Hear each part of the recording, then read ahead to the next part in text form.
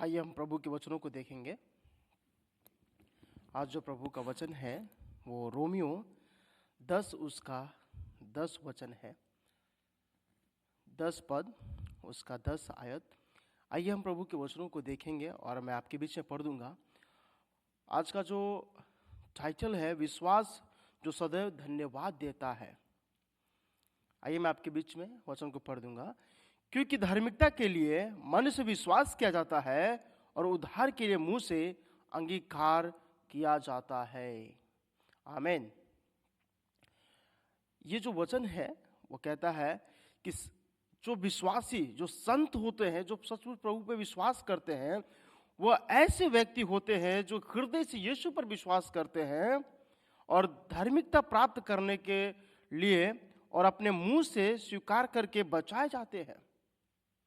अगर हम सोचते हैं कि हम किसी तरह से प्रभु पे विश्वास करके या ना विश्वास करके हम बच जाते हैं और हम गलत करके भी बच जाते हैं, तो ये गलत है। बाइबल कहती है कि कोई व्यक्ति केवल विश्वास के द्वारा ही धर्मी होता है। हम प्रभु की कृपा से बचाए गए हैं और अब हमें हमेशा ईश्वर पर भरोसा करना चाहिए। हमें परमेश्वर का विश्वास रखना चाहिए। हमें अपने होठों से शिकायतें दूर करनी चाहिए और अपने होठों पर परमेश्वर का सिर्फ नाम रखना चाहिए, क्योंकि वो विश्वास से योग्य परमेश्वर है। जब हम इस तरह जीते हैं तो हम परमेश्वर के लिए महिमा और आनंद लाते हैं। विश्वास एक बीज की तरह है। इसे विकसित करने के लिए इसे अच्छी तरह से प्रबंधित किया जाता है। इसे प्रबंधित करने का अर्थ है इसे सक्रिय करना। तो हम इसे कैसे सक्रिय करें? सबसे पहले यदि हम अपने विश्वास को सक्रिय करना चाहते हैं तो हमें अपने अंदर से सकारात्मक और सक्रिय रूप से सोचना, बोलना और कार्य करना चाहिए। यदि कोई आस्तिक कहता है कि उसे विश्वास है लेकिन वो हमेशा उदास, चिंतित में रहता है और भर जाता है, तो उसका विश्वास मर जाएगा। इसीलिए कि ईश्वर में गहरी आस्था रखने वाले लोग, यद्यपि जैसे कि मिस्र से बाहर आए इजरायली, जो ईश्वर उसे गहरी आस्था में लेकर आया, यद्यपि वो मिस्र से बाहर आ गए, परंतु जंगल में वो सदैव कुड़कुड़ाए और शिकायत करते रहे। आय भरने लगे और हमेशा वो चिल्लाते थे, मैंने अपना विश्वास खो दिया और परमेश्वर मुझे त्याग दिया, सब खत्म हो गया। इन सब बातों को इजरायली किया करते थे। इस कारण से विश्वासियों को हमेशा सकारात्मक जीवन जीना चाहिए, भले ही हिंसा की आंखें अभी केवल दर्द और पीड़ा सहती रहती है। ईश्वर की व्यवस्था में यह आशीर्वाद की शुरुआत हो जाती है। इसलिए जो विश्वासी होते हैं, जो हम विश्वास करते परमेश्वर पे, हमेशा अच्छी बातों को हमें सोचना चाहिए। यह आभारी व्यक्त करना चाहिए कि प्रभु तूने मुझे ये जीवन दिया है, तूने मुझे ये यहाँ तक लेकर आया, तूने मुझे आज का सुबह का प्रकाश दिखाया। उस स्थिति को देखना चाहिए हमें जब यीशु को गुलामी के लिए बेच दिया गया था। यह कितनी दयनीय जो सड़क रही है। हालांकि रास्ता प्रधानमंत्री बनने का है, यह शुरुआत की सड़क थी। यही बात यीशु को सूली पर चढ़ाने के मामले में भी लागू होती है। सचमुच वह रास्ता इंसान की नजर में सबसे निराशाजनक रास्ता है, लेकिन मानवता इतिहास का सबसे महान मार्ग, मानव जाति को बचाने की महिमा, यह एक सड़क थी। इस मार्ग के माध्यम से यीशु ने गोलगोथा में अपना खून क्रूस पर बहाया, जिसमें मानवता को पाप की क्षमा और जीवन की प्राप्त हुई। इसलिए आज जब हम कष्ट और परीक्षाएं का सामना करते हैं तो हम भी सक्रिय हो जाएं, हम ये जान लें कि परमेश्वर हमें क्या करना चाहता है, हमें क्या सिखाना चाहता है, हमें क्या बताना चाहता है, हमारे जीवन से वो क्या चाहता है। शिकायत करने के बजाय हम ईश्वर की स्तुति और धन्यवाद करना चाहिए। जब ऐसा होता है तो हमारा विश्वास सक्रिय हो जाता है और बढ़ जाता है। हमारे विश्वास को बढ़ाने की जरूरत है। हमें चाहिए कि हम ईश्वर पर भरोसा करें, हम ईश्वर को अपना समय दें और ये कहें कि प्रभु तू हमारे लिए इस धरती पर अपने क्रूस पर आकर अपने खून को बहाया, अपने बलिदान को दिया। बलिदान एक बड़ी जीत है मसीहों के लिए, उसे धार्मिक बनाए जाने के लिए, उसे धार्मिक ठहराए जाने के लिए, उसे पाप से निकाले जाने के लिए। इसीलिए आज जब हम कष्ट और परीक्षाओं में सामना करते हैं तो हमें शिकायत करते हैं, और शिकायत करने के बजाय हमें ईश्वर की स्तुति और धन्यवाद करना चाहिए। जिस प्रकार से आज वचन कहता है कि सचमुच हमें परमेश्वर पे विश्वास करनी चाहिए। सचमुच आज जो वचन कहता है, क्योंकि धार्मिकता के लिए मन से विश्वास किया जाता है।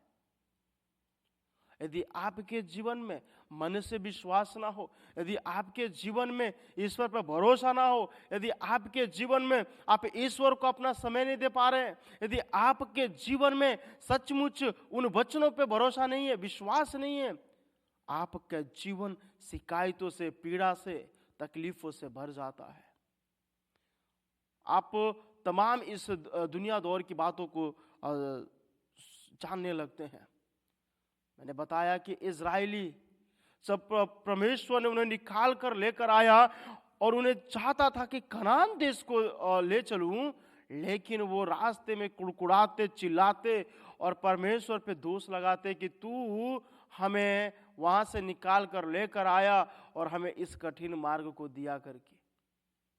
मैं कहना चाहता हूं कि आपके अंदर धार्मिकता के लिए मन से विश्वास करना चाहिए। आपको विश्वास एक अंदर से होना चाहिए कि हमारा ईश्वर, हमारा परमेश्वर हमारे लिए सब कुछ है। हमें उस पर भरोसा है कि वो हमारे लिए सब कुछ करेगा, वो हमारे लिए अपने जीवन को दिया है, वो हमारे लिए बहुत बड़ा कार्य करेगा। कहता वचन कि और उद्धार के लिए मुंह से अंगीकार किया जाता है। उद्धार एक बड़ी बात है। आपके जीवन में कई प्रकार की उद्धार है। उद्धार एक ऐसी वाणी है जो परमेश्वर के द्वारा उसके लहू से मिला हमें उद्धार। उद्धार जब हम प्राप्त कर चुके, जब यीशु मसीह उस कलवरी क्रूस पे अपने प्राण को दिया, उसी वक्त हमारा उद्धार हो गया। जिस वक्त हम प्रभु को ग्रहण कर ले अपने जीवन में, उस वक्त हमारा उद्धार हो गया। जिस दिन हम प्रभु को जान गए, उस दिन हमारा उद्धार हो गया और उस दिन हमारे पापों से हम बचाए गए। हम अंधकार से निकलकर हमें उजाला में लेकर आया गया। हमें परमेश्वर चाहता है कि हम अपने जीवन में उद्धार को लेकर आए, हम अपने जीवन में उजाला को लेकर आए। मेरे उजाला जो परमेश्वर चाहता है आपको आशीष करने के लिए। उजाला वो आशीष है, आपके जीवन को रोशन करता है, आपके मार्गों को वो सीधा करता है, आपके मार्गों की ढाल बन जाता है। कहता है अंगीकार किया जाता है। कैसे? अपने मुंह से। हमें आज भी वो समय मिला हमें कि हम अंगीकार करें और कहे कि प्रभु सचमुच हमने गलतियां की, हम तेरे वचनों को जाने, हमने सचमुच तेरे वचनों को पढ़ा, लेकिन हम अंगीकार नहीं कर पाए। आज ये सुबह की समय प्रभु जो तू हमें दिया है, हम अंगीकार करने पाए, हम ये कहने पाए कि पिता तू हमसे प्रेम करता है, पिता तू हमें आशीष करता है। हम ये कहने पाए। पिता चाहता है कि आप अपने मुंह से अंगीकार करें। आज का जो वचन है वो बताता है आपको कि अपने मुंह से अंगीकार करने की जरूरत है। सचमुच आप चाहे आपके जीवन में कितने भी बड़े पाप आप किए हैं, आप यदि सोचते हैं कि सचमुच प्रभु हमने बहुत बड़ा पाप किया है, हम तेरे लायक नहीं, हम तेरे सन्मुख खड़े होने के योग्य नहीं है, लेकिन फिर भी क्या तू मुझे अपने पास आने की इजाजत देता है? ईश्वर कहता है कि मैं अपने बाहें फैलाए खड़ा हूं, तू आ मुझे गले लग। ईश्वर कहता है कि मैं पापियों के लिए आया। यीशु मसीह कहता है मैं पापियों के लिए आया। आज आपको अंगीकार करने की जरूरत है कि प्रभु मैं तेरे वचनों को नहीं मानता, प्रभु मैं लोगों के साथ झूठ बोलता हूं, लोगों के साथ दया की भावना नहीं रखता हूं। प्रभु मुझे आप सिखाए, प्रभु आप मुझे बताए कि मुझे क्या करने की जरूरत है। सचमुच जैसे कि मैंने कहा कि इसीलिए आज जब हम कष्ट और परीक्षाओं का सामना करते हैं तो हमें शिकायत करते हैं, और शिकायत करने के बजाय हम ईश्वर की स्तुति और धन्यवाद करना चाहिए। सचमुच हमें धन्यवाद करना चाहिए परमेश्वर का कि प्रभु तूने इस जीवन को बचाया, तूने इस जीवन को बचा लिया ताकि हम बहुत तेरों के लिए हम आशीष का कारण बनने पाए। जिस प्रकार से तू बना, जिस प्रकार से तेरा वचन कहता है कि तू मुझसे भी बड़ा बड़ा कार्य करेगा। प्रभु सचमुच हम आपका धन्यवाद करते हैं कि आपने मुझे संभाला है। हम अपने जीवन से तमाम हर समय हम शिकायत करते हैं, हम अपने आप से शिकायत करते हैं कि प्रभु मेरे जीवन में ये चीज़ों की घटित हो रही है, प्रभु मेरे जीवन में ये चीज़ नहीं हो पा रहा है, प्रभु मेरे जीवन में ये चीज़ बदलाव नहीं हो पा रहा है। हम हमेशा हमेशा हमेशा हम शिकायतें करते हैं, लेकिन ईश्वर फिर भी आपसे प्रेम करता है। आज हम जो शिकायत करने वाले बन गए हैं, हम आज प्रभु को धन्यवाद करें, अपने मुंह से अंगीकार करें और कहें कि प्रभु मुझसे बड़ी गलती हो गई।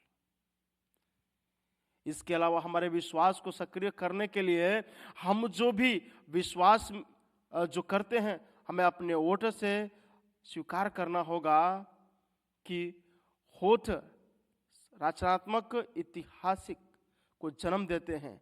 जीवन और मृत्यु जीभ की शक्ति में है। हालांकि जीभ छोटी होती है, फिर भी यह पूरे शरीर को घेर लेती है। जब कोई व्यक्ति अपनी जीभ से नकारात्मक बातें करता है तो उसकी आत्मा, शरीर और जीवन पर नकारात्मक शक्तियां का प्रभाव पड़ता है। हालांकि यदि आप अपनी जीभ, अपनी आत्मा और से सकारात्मक शब्द बोलते हैं, उसका शरीर और जीवन सकारात्मक हो जाता है।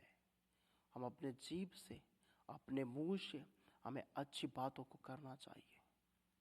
सबसे बड़ा हम परमेश्वर के वचन और यीशु मसीह के लोग हैं।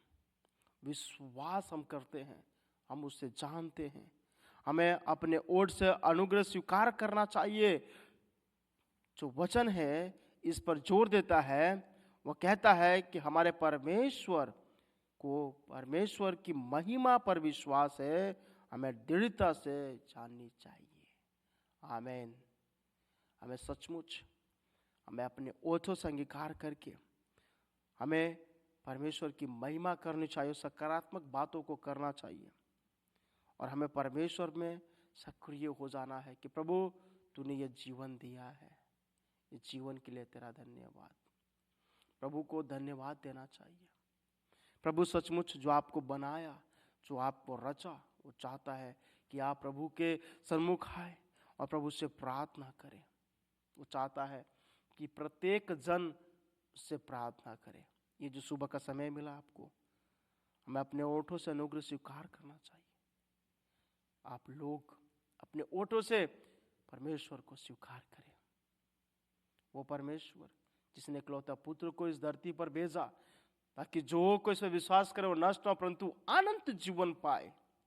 वो अनंत जीवन पाने के लिए आज हमें सक्रिय होने की जरूरत है। आज हमें ये जानने की जरूरत है कि परमेश्वर अपने पुत्र को इस धरती पर भेजा ताकि हम उस पर विश्वास कर सके और विश्वास लाए और हम एक नए जीवन को पाए।